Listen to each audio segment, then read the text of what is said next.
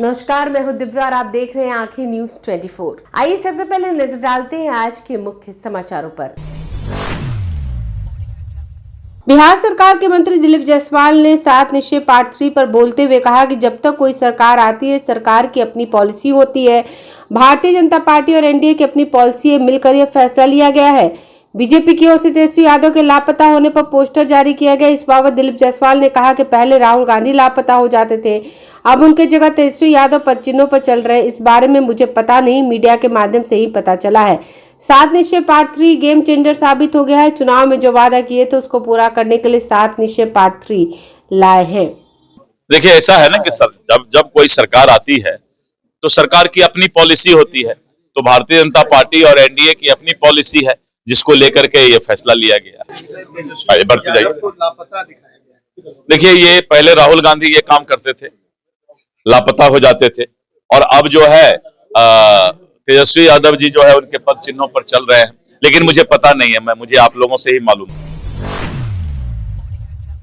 नमस्कार, मैं अमित और आप देख रहे हैं आंखें न्यूज 24। बिहार में इन दिनों नेता प्रतिपक्ष यादव के विदेश दौरे को लेकर जमकर राजनीति शुरू हो गई है। बिहार विधानसभा के विशेष सत्र के बीचों बीच तेजस्वी यादव के विदेश दौरे पर जाने के बाद आखिरकार भारतीय जनता पार्टी ने सवाल उठा ही दिया है, तेजस्वी यादव आखिर कहां लापता है। बीजेपी ने अपने सोशल नेटवर्किंग साइट पर पोस्ट करते हुए लिखा, लापता नाम तेजस्वी यादव, पहचान नौमी फेल। जब बिहार के मुद्दे की बात आती है तो तेजस्वी यादव पूरे देश से गायब हो जाते हैं। इसको लेकर अब भाजपा और राष्ट्रीय जनता दल के बीच एक दूसरे पर आरोप प्रत्यारोप का दौर तेज हो गया है। भाजपा के प्रवक्ता प्रभाकर मिश्रा ने कहा, जब भी बिहार में भ्रष्टाचार या विकास की बात आती है, तेजस्वी यादव मुंह छिपाकर गायब हो जाते हैं। यह पोस्टर किसी व्यक्ति पर नहीं, बल्कि तेजस्वी यादव की राजनीतिक हकीकत पर सवाल है। जब भी बिहार के विकास, भ्रष्टाचार, अपराध और जंगलवाद पर चर्चा होती है, तब तेजस्वी यादव मीडिया से लापता हो जाते हैं। जनता सवाल पूछती है और जवाब देने की बारी आते ही पर्दे के पीछे छिप जाना, यही उनकी पहचान है। बिहार को भाषणबाज नहीं, जवाबदेह नेतृत्व चाहिए। जो नेता सवालों से डरता हो वह बिहार का भविष्य नहीं, सिर्फ परिवार की राजनीति चला सकता है।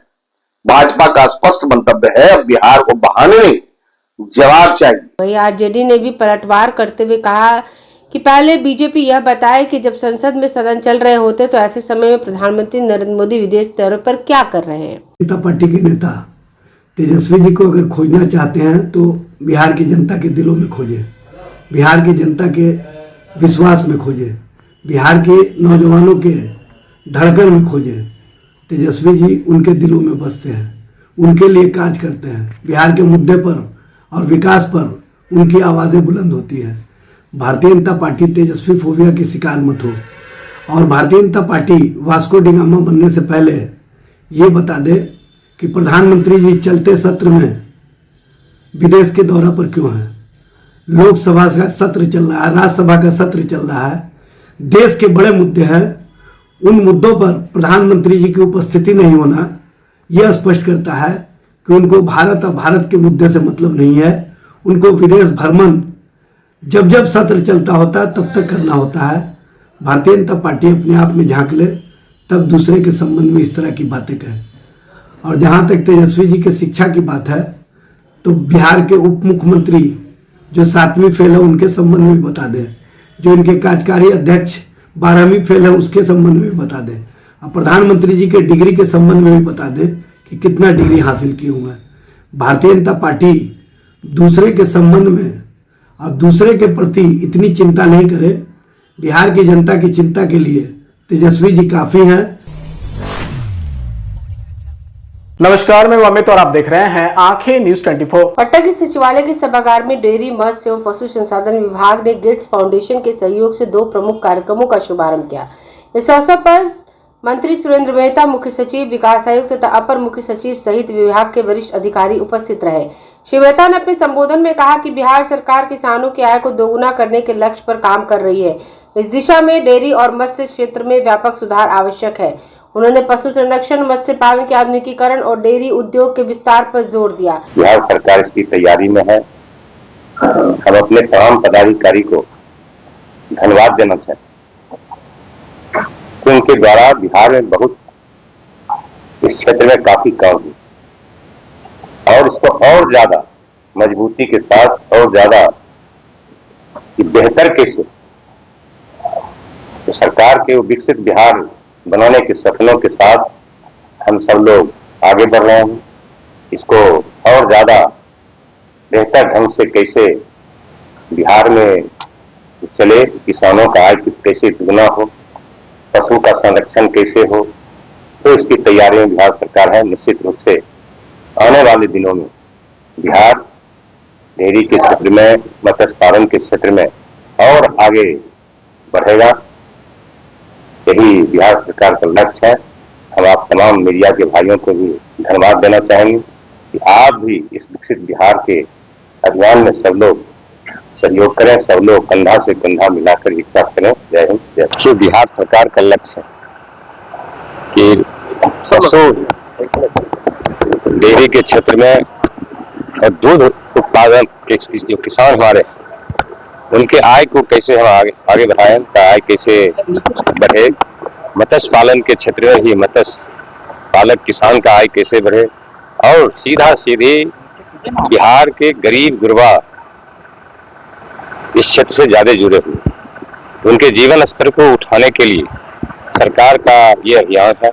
सरकार अपने लक्ष्य की तरफ जा रहा है। इस क्षेत्र में बहुत सारे कार्य हुए हैं और अब और ज्यादा इसको कैसे मजबूती से हम गरीब गुरबा तक पहुंचे, गरीब गुरबा तक इसका लाभ कैसे मिले, उसका आय कैसे दुगना हो, सरकार इसकी तैयारी में है। माननीय मुख्यमंत्री आदरणीय श्री नीतीश कुमार जी के नेतृत्व में ये डेयरी, पशुपालन, मत्स्य पालन के क्षेत्र में किसान को बहुत ज्यादा सुविधा कैसे मिले, इसकी तैयारी सरकार की तरफ से है। निश्चित रूप से आने वाला दिन जो होगा, डेयरी, मत्स्य पालन और पशु पालक किसान का आय दुगना होगा। आज बिहार कैबिनेट में पास हुआ 7 निश्चय योजना 3 देखिए, ये है ना, सरकार किसानों की आय को दुगना करने के लक्ष्य के साथ आगे बढ़ रहा है। निश्चित रूप से आने वाला दिन हम विकसित बिहार कैसे बने। समाचारों में वक्त हो चला एक छोटे से अंतराल का। पटना में कई वर्षों से शिक्षा में अहम योगदान दे रहा है Gyansthali high school Alamganj Patna city, जहां 10वीं और 12वीं की बोर्ड परीक्षाओं में 100% अंक प्राप्त कर रहे हैं बच्चे। एक ऐसा स्कूल जहां न केवल होती है पढ़ाई, बल्कि साथ ही साथ होती है कल्चरल एक्टिविटी, स्पोर्ट्स एक्टिविटी से जुड़े गेम्स, मैथ ओलंपियाड से लेकर साइंस ओलंपियाड, जहां बच्चों के लिए स्कूल कैंपस अत्याधुनिक सुविधाओं से लैस, छोटे बच्चों के लिए वाहन और ट्रांसपोर्ट की विशेष सुविधा। तो देर किस बात की, आज ही कराएं अपना नामांकन Gyansthali high school Alamganj Patna city में, जहां नामांकन की प्रक्रिया जारी है। संपर्क करें पुलिस चौकी Alamganj main road near Alamganj थाना पटना बिहार 800007। ब्रेक के बाद आपका फिर से स्वागत है। नमस्कार, मैं अमित और आप देख रहे हैं आंखें न्यूज 24। राज्य सरकार के अनुसूचित जनजाति मंत्री लखेंद्र प्रसाद रोशन ने कहा है कि जल्दी अनुसूचित जनजाति के लोगों का विकास होगा, इसके लिए योजना कार्य शुरू किया जा चुका है। आज पटना के तारामंडल सभागार में अनुसूचित जनजाति शोध और प्रशिक्षण संस्थान पटना द्वारा राष्ट्रीय सेमिनार का आयोजन किया गया। इस अवसर पर अनुसूचित जनजाति मंत्रालय भारत सरकार और अनुसूचित जनजाति बिहार सरकार के कई लोग शामिल हुए। इस मौके पर मंत्री ने पत्रकारों को बताया, अनुसूचित जनजाति के लिए राज्य सरकार पूरी तरह से अपना हक दिलाएगी। समाज की अंतिम पंक्ति में विकास से आज भी वंचित है, उनका हमारी सरकार, एनडीए की सरकार ने बिहार में एक सूचीबद्ध किया और सूचीबद्ध करके उसका विकास कैसे हो, और 94 लाख को प्राथमिकता में रखा है। मैक्सिमम आप जाकर देखिएगा, जैसे अभी पश्चिमी चंपारण में हमारे विभाग के द्वारा भी कुछ काम हो रहा है, खरगोन विकास अभिकरण, वहां से आए हुए थे, वो है खरगोन से प्रोफेसर साहब की जगह हमारा, चंपारण से डॉक्टर शर्मा प्रसाद जी सामने है। डॉक्टर शर्मा प्रसाद जी वहां अपने विभाग जो है खरगोन विकास अभिकरण के माध्यम से SC/ST वेलफेयर मिनिस्ट्री हमारी विभाग है, उसके विकास के लिए हमने धरातल से जुड़ा हुआ कई योजनाओं को, जनहितकारी योजनाओं को हम लोगों ने लागू किया है। उसका बजट का प्रावधान भी हमारे विभाग ने अलग से किया है। 2 दिन पहले ही मैं विभाग में जो उस फाइल को देख रहा था, तो हमें लगा जितने बजट हमने खरगोन विकास को दिया है, चाहे शिक्षा के क्षेत्र में हो, हेल्थ के क्षेत्र में हो, इंफ्रास्ट्रक्चर के क्षेत्र में हो, कई विषय में हम लोग दिया है, तो खरगोन के लिए अलग से हम लोगों ने बजट आवंटित किया है। इस बार भी 30 करोड़ रुपया का प्रावधान हम लोगों ने वहां स्पेशल किया है। तो क्या आप जिन चंपारण जहां सर्वर्ण समाज के लोग ज्यादा रहते हैं, खासकर जो संस्थान है जिसके जो वो संस्थान है जो प्रशिक्षण संस्थान है जिस समाज के लिए काम करने के लिए, शोध करने के लिए, रिसर्च करने के लिए हम लोग यहाँ बैठे हैं। तो एक बार वहां भी देखने की आवश्यकता है जहां पर हमारी बजट हो रही है, वहां पर वास्तव में हमको और कोई चेंज करने की आवश्यकता है क्या? ऐसा नहीं तो है। यह हमारे विभाग और हम केवल ऑफिस से बैठ के उसके कार्य योजना बनाते हैं, उसके डेवलपमेंट प्लान बनाते हैं, और डेवलपमेंट प्लानिंग हम कुछ और जोड़ सकते हैं जो उसके हित में, ये डायरेक्ट उसका बेनिफिट हो या उसका फ्यूचर प्लान हम कर सकते हैं क्या? आज का कार्यक्रम जो है अनुसूचित जाति अनुसूचित जनजाति प्रशिक्षण शोध संस्थान के माध्यम से, यह संस्था हमारे पूरे SC/ST वेलफेयर मंत्रालय के अंतर्गत काम कर रही है।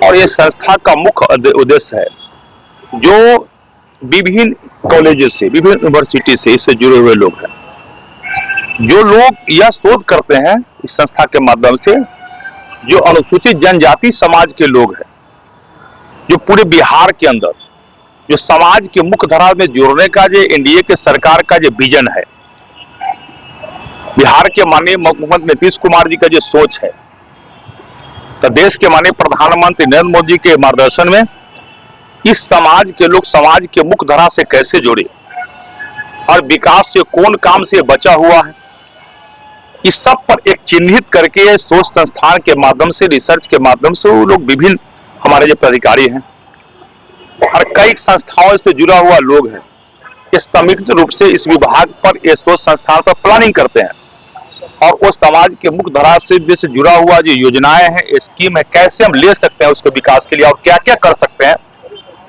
ये रिसर्च करते हैं। और रिसर्च करके हम लोग तब उसका विकास के प्लानिंग बनाते हैं।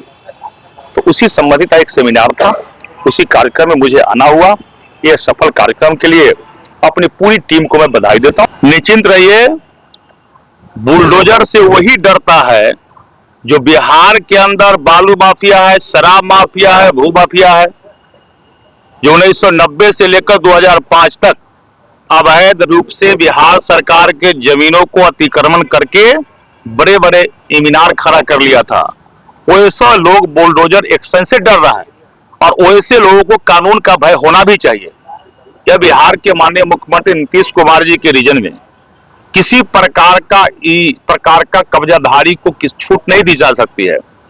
और जब तक ऐसे ऐसे भू माफियाओं के जमीन अतिक्रमण मुक्त नहीं कराया जाएगा, तब तक गरीबों को 3 डिसमिल जमीन देकर पक्का मकान, प्रधानमंत्री आवास योजना का भवन बनाकर हम कैसे देंगे? नमस्कार, मैं अमित और आप देख रहे हैं आंखें न्यूज 24। कांग्रेस के प्रदेश अध्यक्ष राजेश राम ने कहा कि जिस तरह से नेशनल हेराल्ड मामले में कई वर्षों से सोनिया और राहुल गांधी को ईडी ने सम्मन जारी किया था, लगातार कांग्रेस इसका विरोध कर रही थी। ये केस क्लोज हो गया था, केस खत्म हो गया। इसके बाद एक प्राइवेट व्यक्ति ने देश और न्यायालय को गुमराह किया। राहुल गांधी और सोनिया गांधी से पूछताछ की, केस गलत और निराधार है। बीजेपी ईडी का गलत इस्तेमाल कर रिट याचिका की। बीजेपी के दबाव में ईडी होते हुए भी न्यायालय ने इसे खारिज किया। ईडी को फटकार लगाया। सम्मन दर्ज कराना था तो केस क्यों नहीं दर्ज कराया? कांग्रेस पहले से कहती आई बीजेपी डराने का काम किया। बीजेपी एक्सपोज हो गई है। आज आयकर गोलंबर से बीजेपी तक प्रदर्शन करेंगे। 2 गंभीर विषय को लेकर के सामने आया हूं। पहला गंभीर विषय यह है कि जिस तरह से नेशनल हेराल्ड मामले में विगत कई वर्षों से आदरणीय सोनिया गांधी जी, आदरणीय नेता राहुल गांधी जी को नेशनल हेराल्ड के मामले में ईडी ने सम्मन जारी किया था। आपको स्मरण होगा कि इस विषय पर लेकर के लगातार अखिल भारतीय कांग्रेस कमेटी, बिहार प्रदेश कांग्रेस कमेटी लगातार आंदोलन कर रही थी और हमारे सभी नेता और लीगल जो लॉयर थे राष्ट्रीय स्तर पर, सुप्रीम कोर्ट में ये लगातार बातें चल रही थी कि नेशनल हेराल्ड जो एक जमाने में वो केस क्लोज हो गई थी और केस पूर्णतः समाप्त हो चुकी थी। उसके बाद एक प्राइवेट व्यक्ति ने पूरे देश को गुमराह किया, पूरे न्यायालय पद्धति को गुमराह किया और उनके कंप्लेन पर ईडी ने समन जारी किया और लगातार राहुल गांधी जी से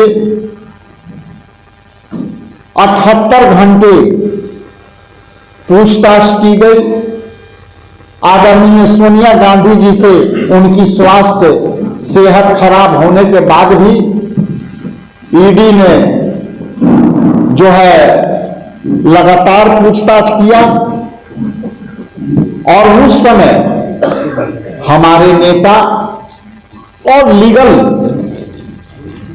तौर पर जो लॉयर थे वो कह रहे थे कि किसी भी हालत में ये केस गलत है, निराधार है और बीजेपी एक साजिश के तहत ईडी को इस्तेमाल कर सर्वोच्च न्यायालय में उसको रिट याचिका की। और आज ये बताते हुए मुझे प्रसन्नता है कि बीजेपी के दबाव में ईडी होते हुए भी, इनकम टैक्स के दबाव होते हुए भी माननीय सर्वोच्च न्यायालय ने उस केस को यह कह के खारिज कर दिया कि आप कहीं भी केस को एफआईआर नहीं किया, आपने केस के प्रथम प्राइमा फेसी में कंप्लेन केस है और ये कंप्लेन केस किसी प्राइवेट पार्टी का है। इस तरह से वो केस आज खारिज हो गई और ये कह के ईडी को फटकार लगी कि आपने किस हैसियत से, किस बिना पर आपने इतनी बड़ी कदम उठाई और यदि आपको किसी को समन करना था तो आपने केस दर्ज क्यों नहीं कराया। इसलिए जो आपके बीच अखिल भारतीय कांग्रेस कमेटी और बिहार प्रदेश कांग्रेस कमेटी साफ तौर पर स्पष्ट करते रही है कि इसमें बीजेपी हमारे नेताओं को डराने का काम किया, राहुल गांधी जी को डराने के लिए सारा ये समन जारी किया गया, पूछताछ किया गया, लेकिन न्याय योद्धा डरे नहीं और निडरता के साथ उन्होंने कहा कि एक दिन न्याय मिलेगा। और आज ये सर्वोच्च न्यायालय ने साफ तौर पर मना कर दिया और बीजेपी एक्सपोज हो गई।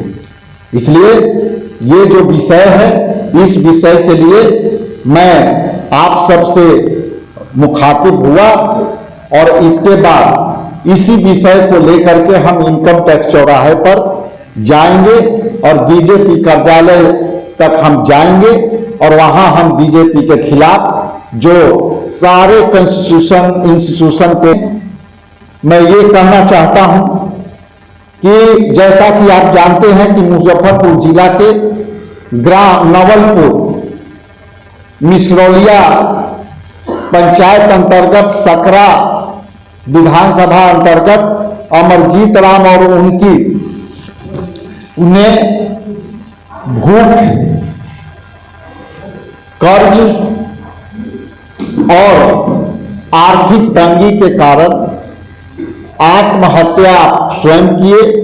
उसके पहले उनके परिवार में 3 पुत्रियों को जो है हत्या कर स्वयं आत्महत्या करके ये इस दुनिया से चले गए और सरकार के सामने एक बड़ी सवाल खड़ी करके चले गए। आप जैसा कि जानते हैं कि आज के लोकतंत्र में जब भी कोई व्यक्ति किसी राज्य में भूखा मरता है, वो आर्थिक तंगी और बदहाली से मरता है, तो ये उस राज्य के सरकार के मुंह पर कालिख जैसा है और अपने आप में एक बड़ा सवाल छोड़ के गई है। आप आर्थिक तंगी का कारण सरकार ने उसकी हत्या की है। आप सवाल पूछ सकते हैं कि सरकार कैसे हत्या की। तो ये माइक्रो फाइनेंस कंपनियां जो है कर्ज के नाम पर महिलाओं को सॉफ्ट टारगेट करती है और सॉफ्ट टारगेट कर करके समूह बना करके और उनको कर्ज देती है और 50,000 कर्ज के रूप में वो 1.5 लाख 2 लाख रुपया वसूलती है और नहीं वसूलने पर पुनः दूसरा माइक्रो कंपनियां फाइनेंस कंपनियां फिर उसको लोन देती है और लोन दे करके उसको पूरे समूह में जो है प्रताड़ित करता है।